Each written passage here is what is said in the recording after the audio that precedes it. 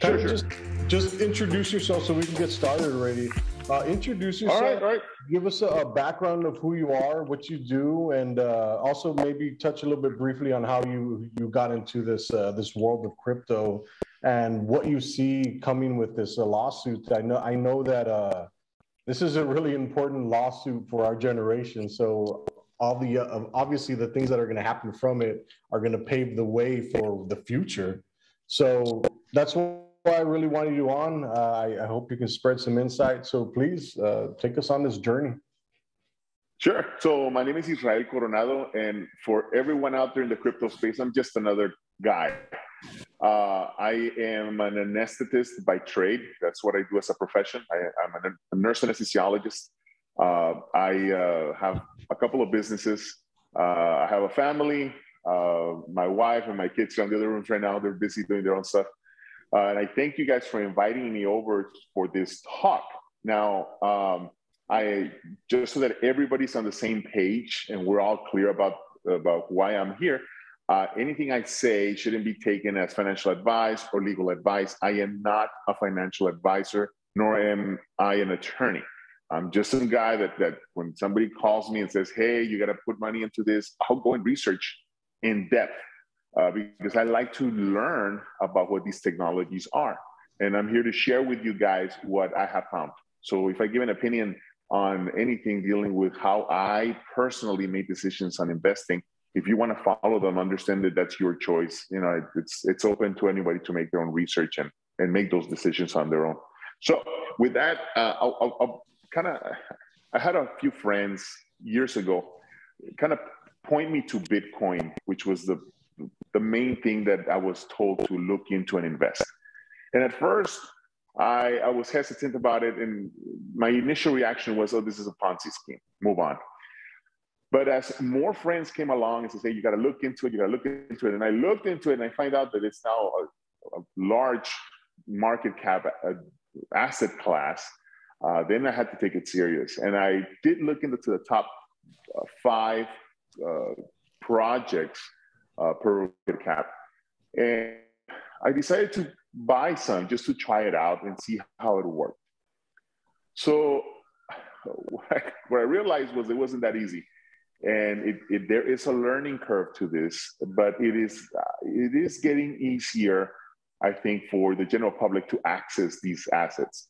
So there's applications out there that make it super easy for you to own Bitcoin.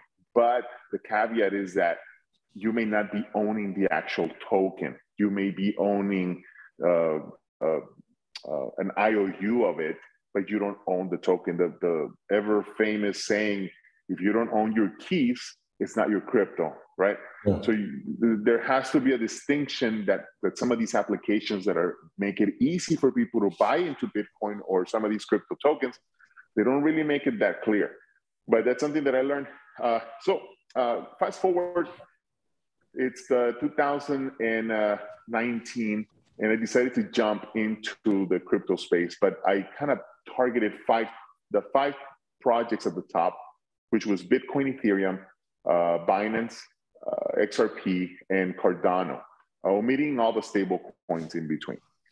But one of the things that I realized was that with XRP, there was such a negative tone when I would tell people, oh yeah, I put money to XRP. Some of my friends would tell me, no, get out of it. It's the banker's token. It is centralized. And they used all these terms that were brand new to me. So I said, well, let me go research what all this is all about. So I had some lessons. When it came down to Bitcoin, I realized that it was really difficult to move from the platforms that I had. It was costly. So even if I made a profit, it made it difficult for me to transfer funds. And so I questioned the purpose of it. If it's digital money, why does it cost me so much to move it? And it takes forever unless I pay a higher fee. When it came down to Ethereum, that was a very rude awakening for me, having made a profit and then having lost it all and then some, because of the insane gas fees that exist, even till today.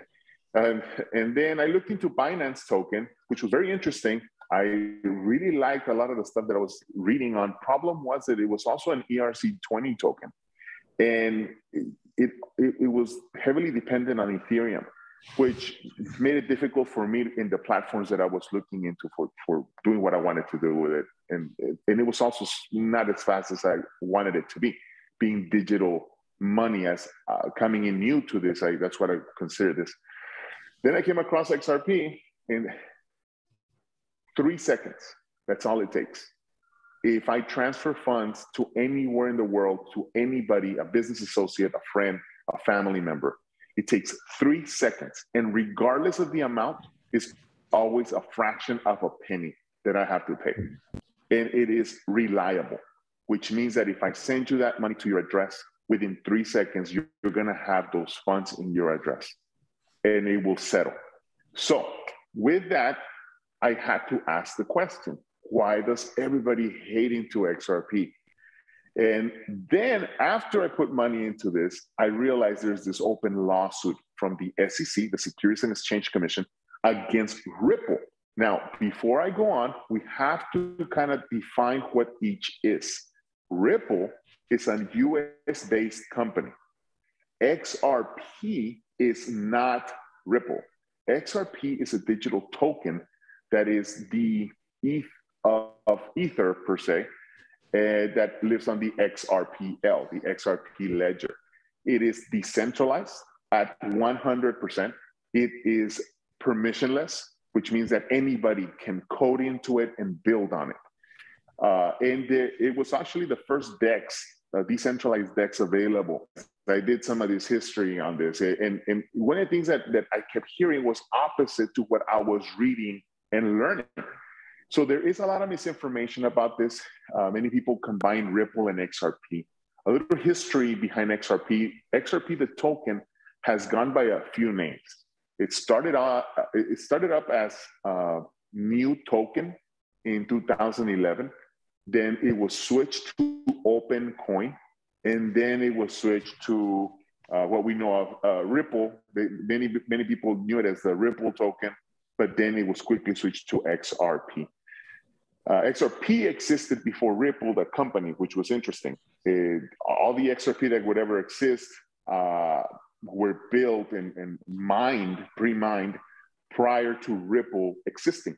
The creators of XRP, Jed McCaleb, David Schwartz, Chris Larson, these engineers ended up gifting Ripple, the company, the escrow of these tokens, but not the tokens themselves, which is a big misconception when people say, well, Ripple owns 55 billion of them. Ripple doesn't own them.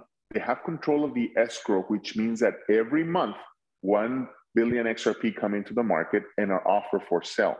But if they don't sell, they don't stay in the market floating. They go back to escrow and push to the further months, which is something that is heavily misunderstood. So people say, oh, Ripple just dumps XRP into the market. That's not how it works. The space is already confusing, and then it's more confusing on top of that.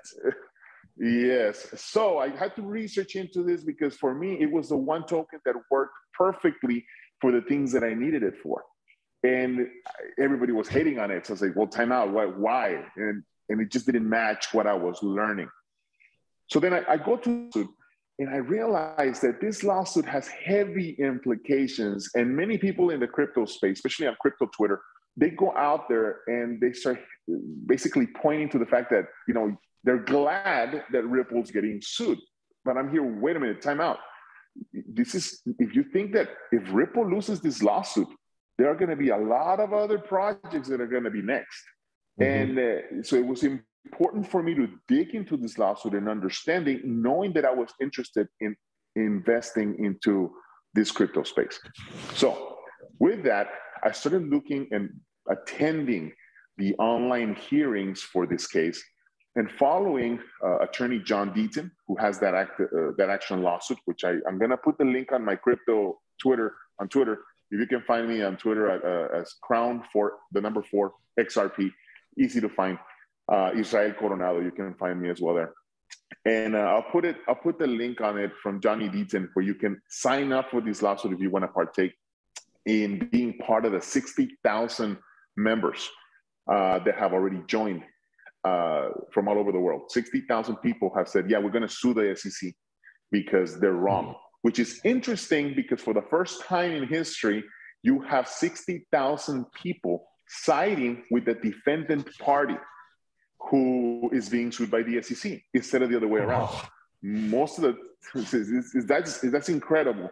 For the first time in history, you have 60,000 people saying to the SEC, no, you're wrong. We're signing with a company that you're claiming harmed us. Wow. So with that said, I looked into this, and when it first started, first of all, the claim by the SEC is that Ripple sold an unregistered security in order to build funds for its company. Because according to the SEC's claim, XRP was not decentralized enough. And those words matter because of what is happening now, which yesterday was the last day for discovery in this case, which now we're just awaiting a few rulings that are going to basically show which way this case is going to go. And for the last 6 months, the SEC has been fighting a losing battle as more evidence comes out. Just to put it into perspective, our government is supposed to be transparent and open. We have something called the FOIA request for information, the Freedom of Information Request Act, right? And that is supposed to make our governments accountable to us. But when you have a judge ordering the SEC to deliver 63 emails during this discovery process that Ripple requested, and the SEC refuses, even by a judge's order, to submit these emails, it shows you how bad this lawsuit was. Wow. So here's the take. The claim was that they sold an unregistered security. Ripple says, wait a minute, we didn't sell an unregistered security because we were never made aware at the fact that we even had a security. Many people don't know this, but Ripple got approval from the CFTC to make XRP basically a currency or a commodity. And they've been through all these other licensures where they have already claimed that XRP is not a security. But the SEC out of the blue comes out and says, no, you are selling an unregistered security. 8 years after the fact, they come out and say this when they should have done it way before. So Ripple's making the claim that they were never told, and therefore they never had a fair notice to be aware that this is something wrong that they were doing. The SEC says, you did have fair notice. That shouldn't even be a thing. But interestingly enough, in all of this, there's never a criminal claim. There is never a claim. There was another case. It was the Kick Interactive case, where there was also a digital token. Kick was selling some sort of token, and they made a claim that Kick was selling an unregistered security, but it was harming users. So therefore, the SEC made an injunction to prevent Kick from keep selling these tokens. But never in this Ripple lawsuit did the SEC actually try to do that, which is interesting because if you're making the claim that investors are being harmed, the first thing you want to do to protect them is making sure that the company stops from selling these unregistered securities that you're claiming. But that never happened. So now, after the fact, after we've gone through the whole discovery process, you have an SEC that is refusing to submit 63 emails in which the assumption is being made that in those emails, there's damaging information to the SEC where they have made a determination of XRP not being a security. Now, along a lot of the information that came out, and I showed you I sent you a picture. I don't know if you can post that up. Yes, I actually uploaded it in the chat. Okay, perfect. So that image is from John E. Deaton, and it is a series of events that have come to light after the discovery process in this Ripple case. And it is so damning to the Ethereum Foundation because a little history, in 2014, Ethereum held an ICO, an initial coin offering, which by law is illegal, is completely illegal under securities law. And if you're looking under that, Binance token had an ICO as well. They sold about 100 million tokens. Cardano had an ICO. There's a lot of projects in the top 10 that have held ICOs, which means that the SEC losing this lawsuit against Ripple would limit the SEC to be able to only go after companies that held ICOs. And I think that this is why this particular lawsuit is so important. If Ripple loses this lawsuit, that means that the SEC can go after every crypto token and project out there, whether they did airdrops or whether they did an ICO or not. But if the SEC loses, then that means that the SEC is only limited to going after companies with that actually did an ICO. And interesting. With that said, the creator of Ethereum, one of them, Joseph Lubin. Everybody knows Vitalik Buterin, but not many people know Joseph Lubin. But Joseph Lubin is also part of that Ethereum Foundation. He has been on the hot seat here, where now a lot of his involvement with the SEC and conversations that were done in the back doors points to the fact that he was involved in directing this lawsuit against a direct competitor, which is Ripple, which, if that's the case, it just shows the level of corruption that exists within the levels of government at that point, where you have a branch of the government being used as a weapon to hurt a competitor. Now, some may say, well, XRP is not really a competitor of Ethereum because XRP deals with remittance payments and Ethereum deals with smart contracts. But maybe you're not aware, but the XRPL has something called hooks that allow for sideroad chains to be built upon the ledger to be able to provide NFT services as well as smart contract capability. And if you look into the XRPL ecosystem, there's already a lot of projects being built, some really bad, but some very promising, that can directly compete with the Ethereum ecosystem without the gas fees. Wow. So when it comes to this lawsuit, which from the estimates of Jeremy Hogan, which is the other attorney that I really recommend you guys follow on YouTube, he has this channel called Legal Briefs. So Jeremy Hogan, Legal Briefs, and John Deaton with the lawsuit that you can join as one of the holders. Those two attorneys have always been giving, they're very vocal about their estimates and how this is progressing. And they've been on point. In their latest estimation, that said if this lawsuit was to go forth all the way to jury, they don't see this lawsuit going past September. So we're at the end stage of this. It could settle next week or it could settle next month. But if it happens to go through trial, you're looking at September.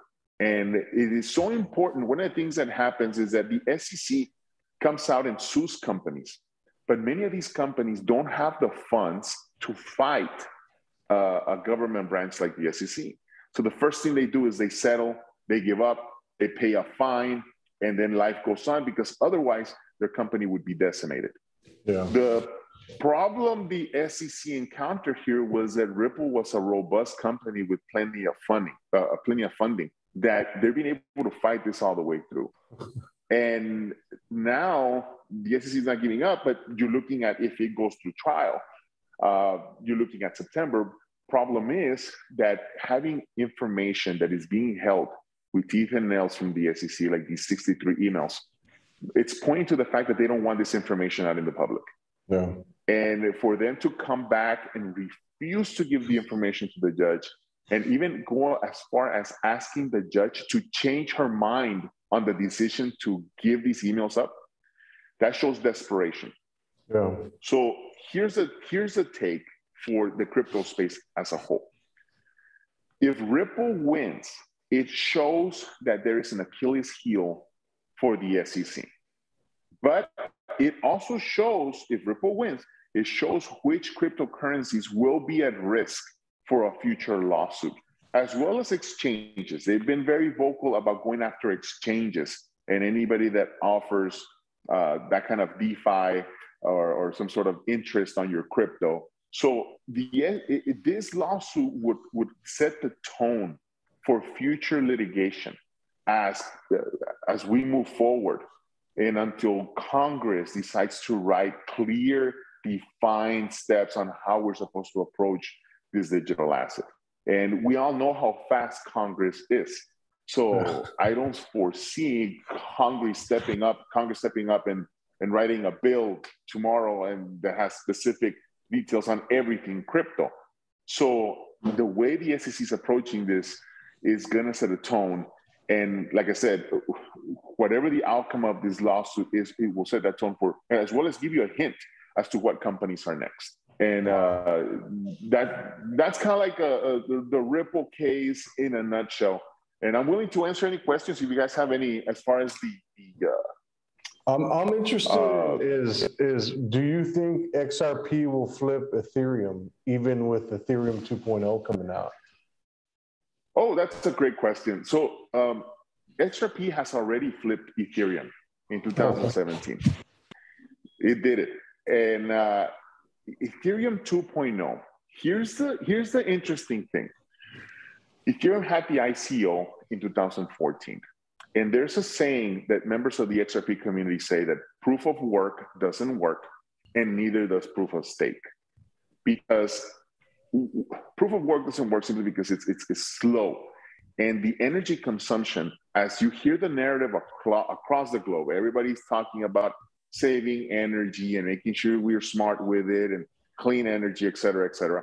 Well, that puts a stress on technologies like Bitcoin that require computing power to be able to mine it. Now, when it comes to proof of stake, its incentive in Ethereum to have those gas fees is not going to survive simply because what's going to be the incentive for somebody to have that proof of stake if there's not going to be any gas fee to give me a second. Sure. I'm getting a call. I'm getting a call. There you go. Okay, can you see me now? Yeah. Sure. Okay, good. So proof of stake is going to be difficult for it to move forward and survive. And here's the caveat. Even Vitalik Buterin himself has said that Ethereum 2.0 won't be ready in the next 5 years.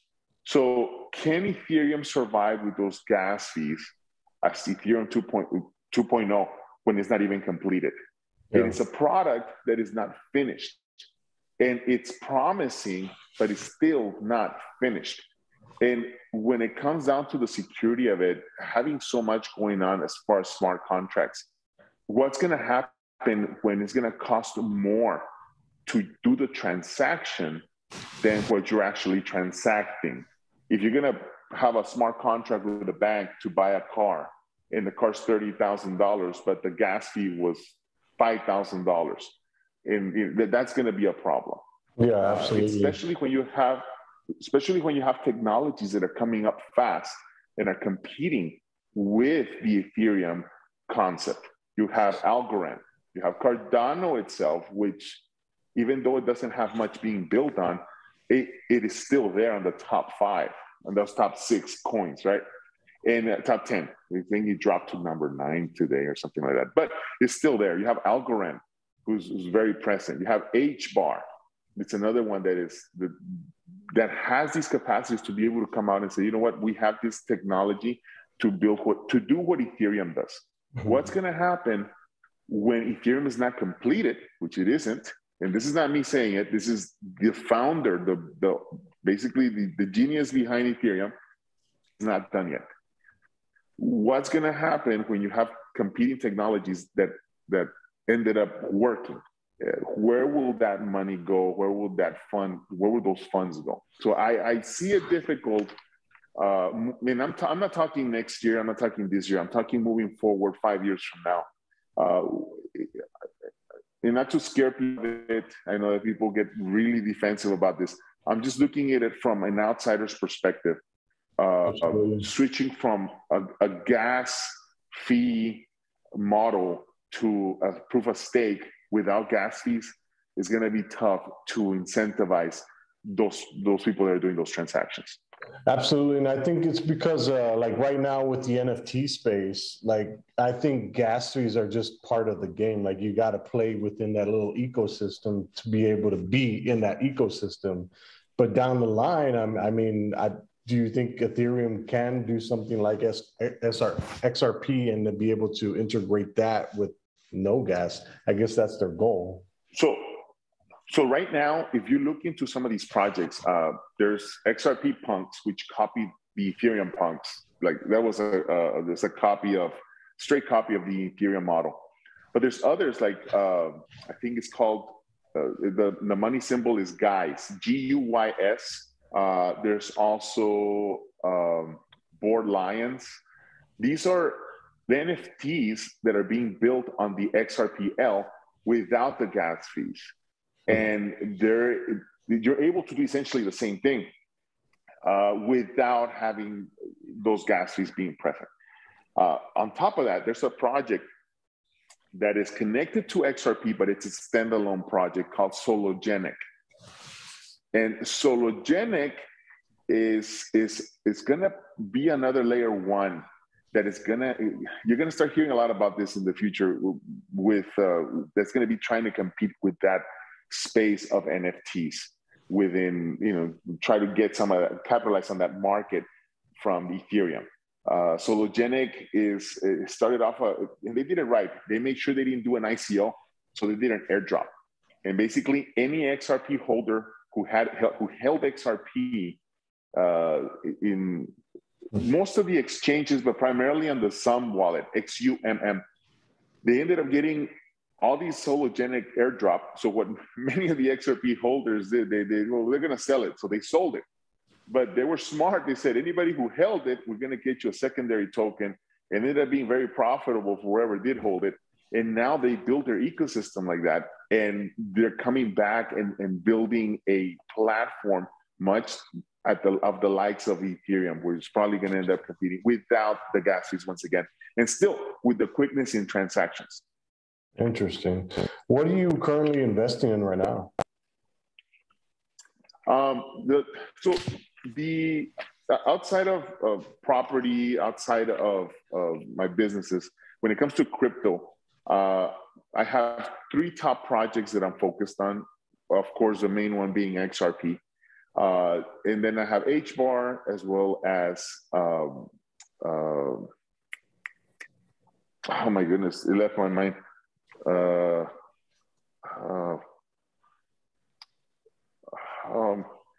XRP, HBAR, VET, V-E-T, VeChain.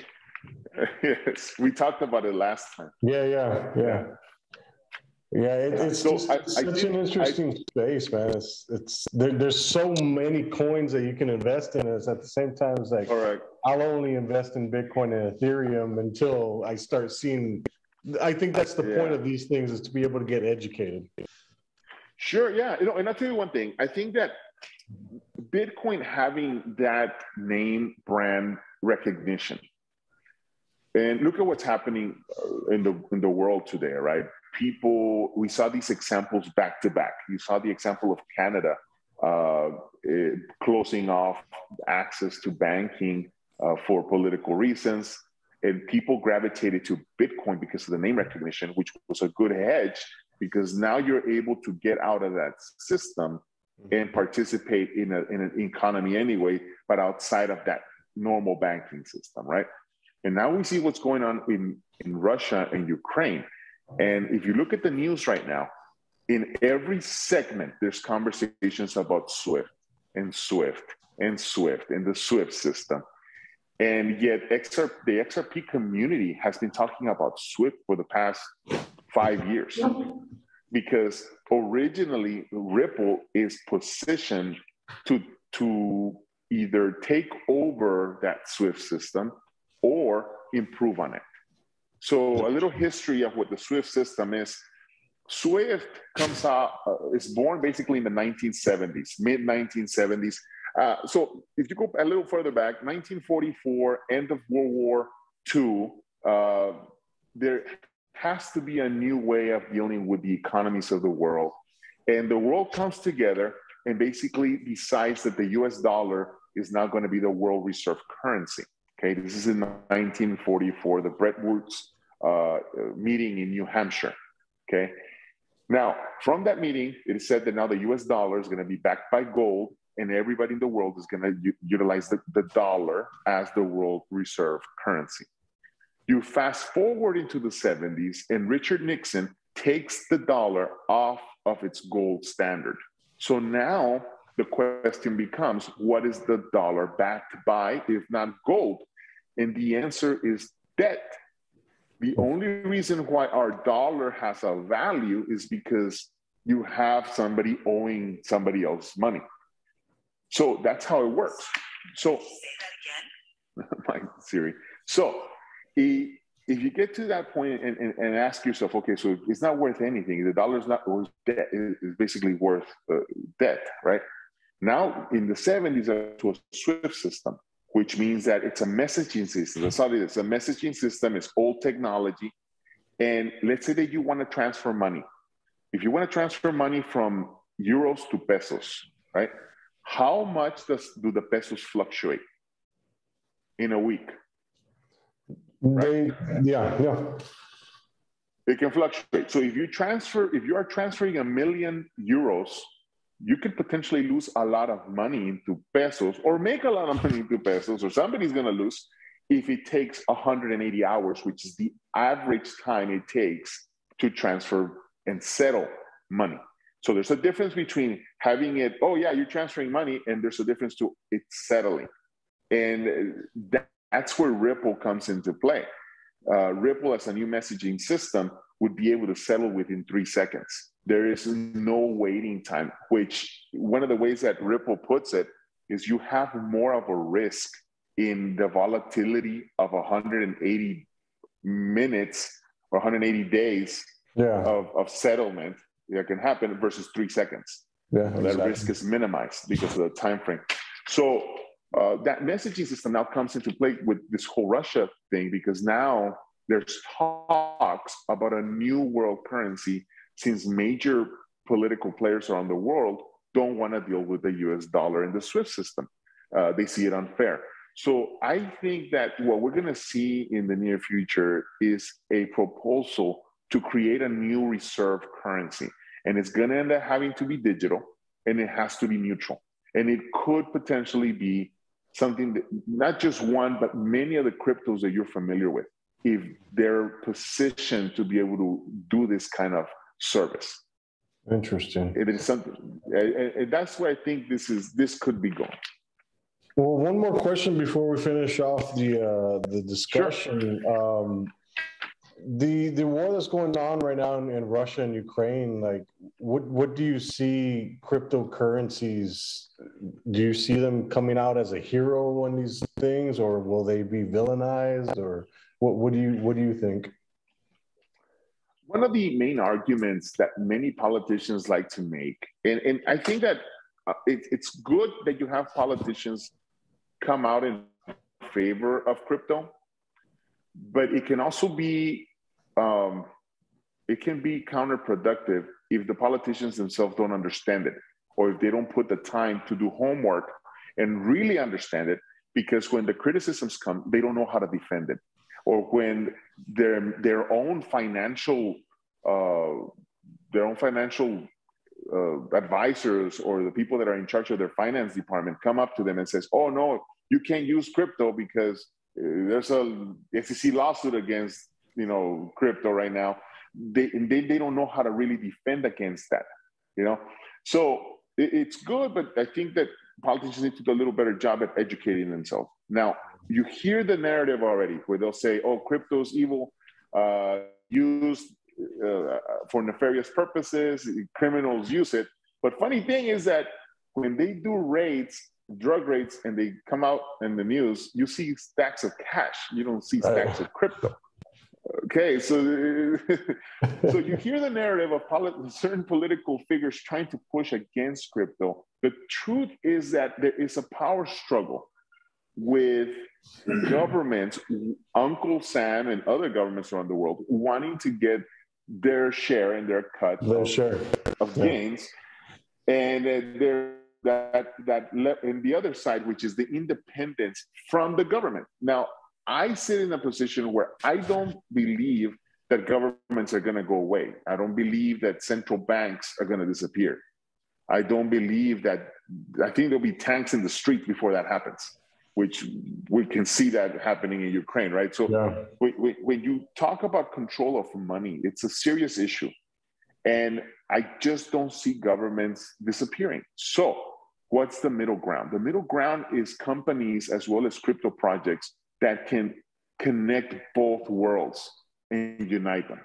And I do think there's going to be some sort of regulatory process where Congress and governments around the world are going to say, you know what, maybe we can't control crypto, but we can sure control the off-ramps. We can control the exchanges and tax you through the exchanges. So you can do whatever you want with crypto, but once you're ready to go back to fiat, which most people operate in day to day through dollars or euros or pesos or whatever it is, that's where the control is going to happen.